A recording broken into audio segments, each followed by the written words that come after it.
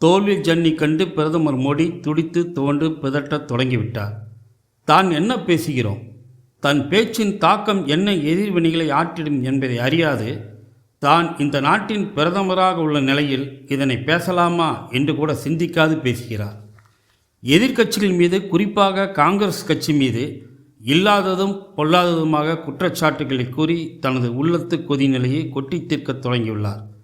மோடி அவர்களின் சமீபகால பேச்சுக்கள் அத்தனையுமே அவரின் தூக்கத்தை தொலைத்த நிலையில் ஆத்திரத்தின் உச்சத்துக்கு சென்று கொட்டி தீர்க்கும் அவதூறுகளாகவே அணிவைக்கின்றன. பொய்க்கு கால் நொண்டி, அதனால் நீண்ட தூரம் ஓட முடியாது என்பது பழமொழி. தேர்தல் பிரச்சாரத்தை தொடங்கிய நாளிலிருந்து மோடி சொல்லத் தொடங்கிய பொய்கள் பல நீண்ட தூரம் ஓட முடியாமல் முடங்கிய நிலையில் இப்போது புது பொய்களை கட்டவிழ்த்து விடத் தொடங்கிவிட்டார் பிரதமர்.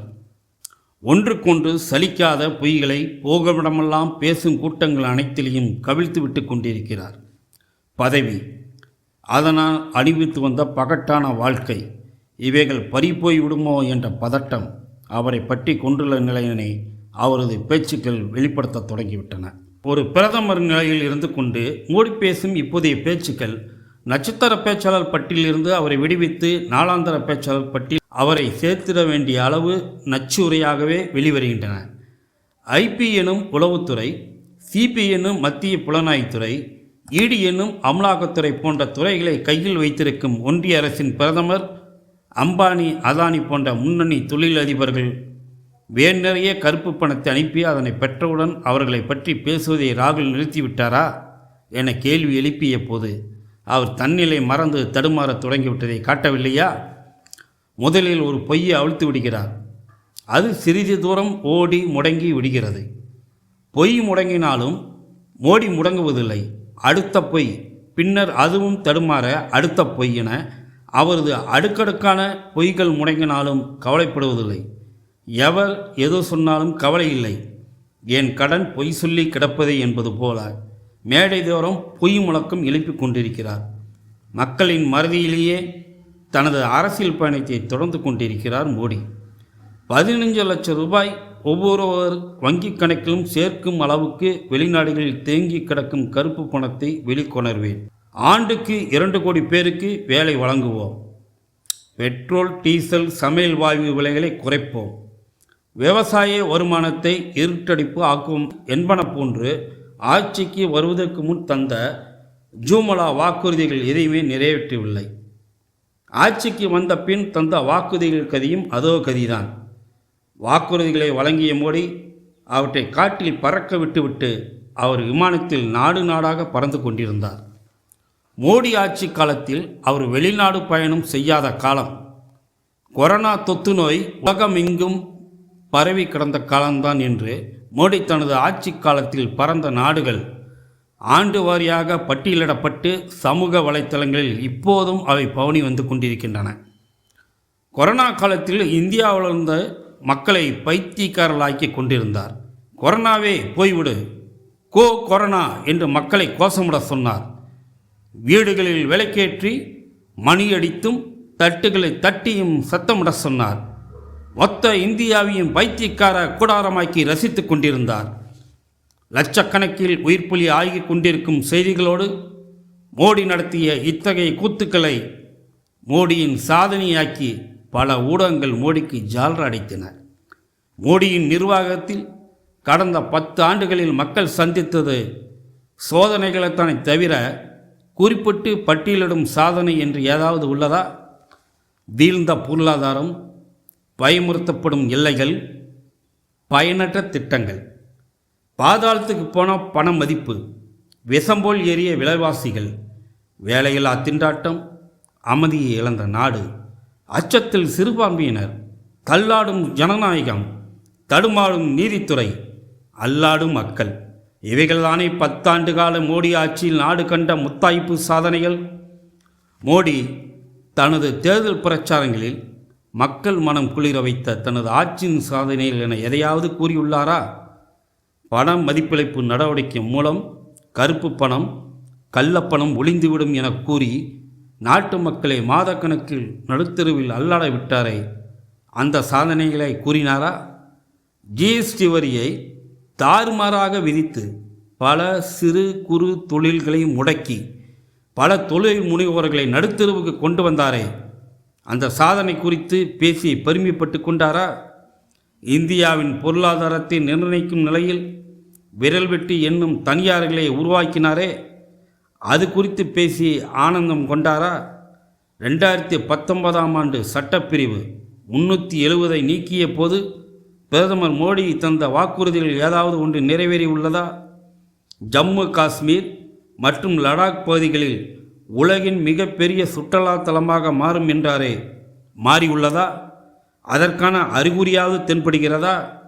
ஜம்மு காஷ்மீர் இனி யூனியன் டெரிட்டரியாக இருக்காது, விரைவில் உங்கள் பிரதிநிதிகளை தேர்ந்தெடுக்க வாய்ப்பு கிடைக்கும் என்றாரே. ஏறத்தாழ இந்த அறிவிப்பினை கூறி 5 ஆண்டுகள் நெருங்கிவிட்டன. ஏதாவது முன்னேற்றம் உண்டா? இந்த சட்டப்பிரிவு நீக்கப்பட்ட பின் காஷ்மீருக்குள் ஏறத்தாழ 4 ஆண்டுகள் சென்ற பின் தான் முதல் முறையாக 2024ஆம் ஆண்டு தான் மோடி சென்றுள்ளார். ஆனால் மோடியின் மிகப்பெரிய சாதனையாக தம்பட்டம் அடிக்கப்பட்ட ஒன்று அயோத்தியில் எழும்பியுள்ள ராமர் கோயில். செயற்கரிய காரியத்தை மோடி செய்து முடித்தது போல மோடி மீது விளம்பர வெளிச்சம் பாய்ச்சப்பட்டது.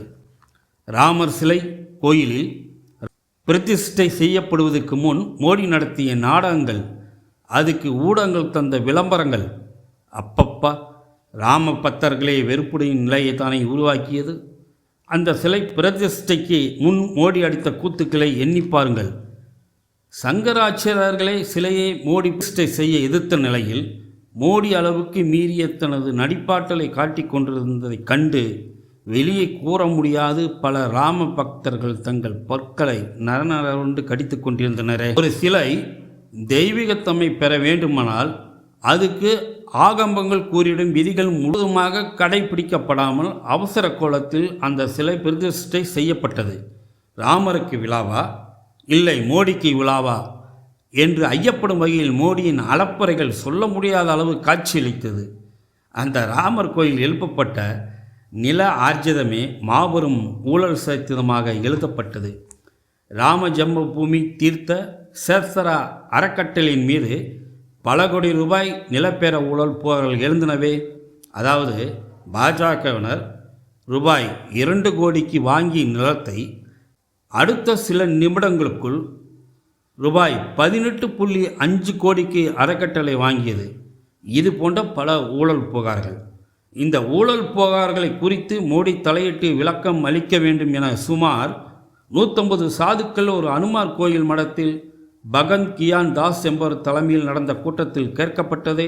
அதற்கு அப்போது மோடி கேலா காதினராக இருந்து பிஜேபியினர் ராமர் கோயில் பேரில் நடத்திய ஊழலை அங்கீகரித்த நிலையில் இருந்ததை மறக்க முடியுமா? மோடி தனது அரசின் மகத்தான சாதனையாக தெரிவிக்கும் ராமர் கோயில் கூட ஊழலின் அடித்தளத்தில் எழுப்பப்பட்டதுதானே. மோடி ஆட்சியின் சாதனைகளாக கூறப்பட்டவர்களின் கதிகள் இவை. அடுத்து ஊழலற்ற ஆட்சி தருவோம் என்ற வாக்குறுதி. ரபேல் விமானத்தில் ஏறி தேர்தல் பத்திர முறைகேடுகள் வரை ஒரு மிக பெரிய ஊழல் சுற்றுலாவையே நடத்தி காட்டிய உத்தமர்கள் அவை குறித்து வாயை திறந்தார்களா? சிறந்த நிர்வாகம் தருவோம் என கூறிய மோடியின் 10 ஆண்டு கால ஆட்சியில் எப்படிப்பட்ட நிர்வாகம் நடந்தது என்பதற்கு அரசின் சிஏஜி அறிக்கையே சான்றல்லவா? மோடி அரசின் பல்வேறு துறைகளில் நடந்துள்ள முறைகேடுகளால் சுமார் 7.5 லட்சம் கோடி மக்களது வரிப்பணம் சுரண்டப்பட்டுள்ளதை சிஏஜி அறிக்கை புட்டு வைத்ததே. அது குறித்து ஒரு விசாரணை கூட வைத்திடாத யோக்கியர் இப்போது மீண்டும் மோடிக்கு கேரண்டி, மோடியின் வாக்குறுதிகள் என்று கூறிக்கொண்டு திரிகிறாரே. லஞ்ச லாவணி அரசு, ஊழல் அரசு, ஊதாரித்தன அரசு, வாய்ஸ் அவார்டல் அரசு, மோசடி அரசு, இப்படி மோடியின் அரசை பல வகை பெயர்களில் பட்டியலிட்டு அழைக்கலாம். இந்த லட்சணத்தில் பொய் வாக்குறுதிகளை அடுக்கடுக்காக கூறி ஏமாற்றி மக்கள் விரோத அரசை 10 ஆண்டு காலம் நடத்திவிட்டு நாட்டை படுபாதாளம் நோக்கி கொண்டு சென்றுவிட்டு இப்போது மீண்டும் புதிய வாக்குறுதிகளோடு புறப்பட்டுவிட்ட மோடியை நாடு அடையாளம் கண்டுவிட்டது. அதனை அவரும் அவரது சகாக்களும் உணரத் தொடங்கிவிட்டனர். அடுத்த பிரதமரும் தானே என்ற இருமாப்பில் நாளொரு கனவில் மிதந்தவர் தன்னை வெற்றி காண்பவரை கண்ணு கட்டி தூரம் காணவில்லை என்று இருமாப்பில் இருந்தவர் இன்று கண்ணீர் விடத் தொடங்கிவிட்டார். இந்தியா கூட்டணியில் யார் பிரதமர் என கேட்க தொடங்கிவிட்டனர். அவர்களின் கோட்டைகள் இடிபடத் தொடங்கிவிட்டன. தங்களை ஏமாற்றி ஏற்றம் குன்று பின்னர் எல்லா வழிகளும் வாட்டி வைத்த பிஜேபி அரசுக்கு இறுதி அத்தியாயம் எழுத மக்கள் தயாராகிவிட்டனர். இந்திய ஹிட்லரின் ஆட்சி, அவருக்கு துணை நின்ற இடியமையின் ஆட்டங்கள் அட்டகாசங்கள் அனைத்தும் அந்திமத்தை நெருங்குகின்றன. ஊப்பியிலிருந்து இந்தியா கூட்டணியின் புயல் வீசுகிறது. ஜூன் 4 அன்று மோடியின் இந்தியாவின் பிரதமராக இருக்க மாட்டார். இதனை எழுத்துப்பூர்வமாக உத்தரவாதமாக நீங்கள் எடுத்துக்கொள்ளலாம் என காங்கிரசின் இளம் தலைவர் ராகுலின் நம்பிக்கை நிறைந்த பேச்சு சமூக ஊடகங்களில் வடமாநில இளைஞர்கள் மோடி ஆட்சிக்கு எதிராக எழுப்பி வருகின்ற நெருப்பு பிரச்சாரங்கள் போன்றவை இவற்றை உறுதிப்படுத்துகின்றன. கடந்த 2 தேர்தல்களில் காணப்பட்ட மோடி அலை இப்போது காணப்படவில்லை என்று டைம்ஸ் ஆப் இந்தியா ஏட்டின் செய்தி கட்டுரையும் குறிப்பிடப்பட்டுள்ளது. இந்நிலையில் மோடி ஆதரவு ஊடகங்கள் மோடிக்கு முட்டுக் கொடுக்க உண்மை நிலையை மறைத்து ஓட்டை விழுந்த பலூனை ஊதி பெரிதாக நினைத்து எத்தனை காற்று அடித்தாலும் அதன் பலன் தராது என்பதை தெள்ள தெளிவாக தெரிய தொடங்கிவிட்டது. புயலுக்கும் நெருப்புக்கும் திரைப்போடவோ 1000 கைகள் மறைத்தாலும் ஆதவன் மறைவதில்லை என்று திரைப்படம் ஒன்றில் வந்த பாடல் வரிகளை அந்த ஊடகங்களுக்கு அர்ப்பணிக்கிறோம்.